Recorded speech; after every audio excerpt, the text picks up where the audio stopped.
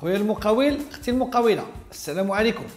ما كليكيتو على هذا الفيديو الا كنتو خممتوا اولا صممتوا انكم تنطلقوا في مشروعكم الخاص، وغادي تكونوا كتسولوا راسكم شي اسئله بحال اش من مقاولات تناسبني، واش صاغل ولا صاغلو، اوتو-انتربرونور ولا لا كوبيراتيف. لكل هاد انواع المقاولات اللي ذكرت لكم الخصوصيات ديالهم، واش بوحدك ولا معك شريك او اكثر، شركه صغيره متوسطه او كبر، الاجراءات ديالها، النظام الضريبي ديالها، اش غتكلفني الى اخره. المهم شلا ما تسولوا راسكم قبل ما تحلوا الشركه ديالكم، وانا هنا غير باش نجاوبكم على جميع الاسئله. اليوم غادي نتكلموا على لا سوسيتي ا ريسبونسابيلتي ليميتي، يعني الصاغ اللي هي شركه محدوده المسؤوليه. هاد نوع الشركه يقدر يحلها جوج حتى ل 50 شريك ويسيرها واحد او الشركه كاملين. راس المال ديالها ما محدودش، ولكن عندكم الحق تصرحوا حتى ل 10 المليون بلا ما تبروكيوه في البنكه، ولكن فوق 10 المليون اللي هي 100,000 درهم غير بدرهم واحد شهاده الحجز كتولي ضروريه وكتسلمها لكم البنكه ديالكم. هذا نوع الشركه كيتقدم باسم ابجده وكيكون متبوع بحروف صاغ.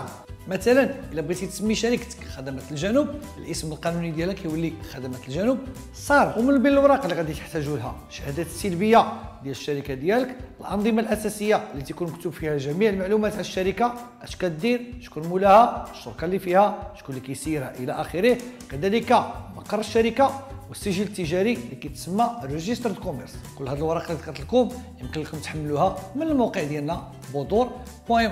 غادي تكلفكم تقريبا 2000 درهم وتعولوا على 3 حتى 4 ديال السيمانات باش تخرج لكم الشركه ديالكم.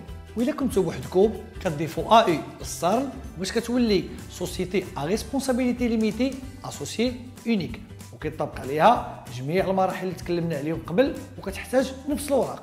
على اين كل ما تحتاجوا خاصكم ديروا بالتفاصيل غادي تلقاوهم في هذا الرابط او على موقعنا bodor.ma. الحلقه الجايه غادي نتعرفوا كذلك على نوع مقاولات جديد اللي هو المقاول الذاتي او لا لوتو-انتربرونور، كل ما كيتعلق بالاجراءات ديالو.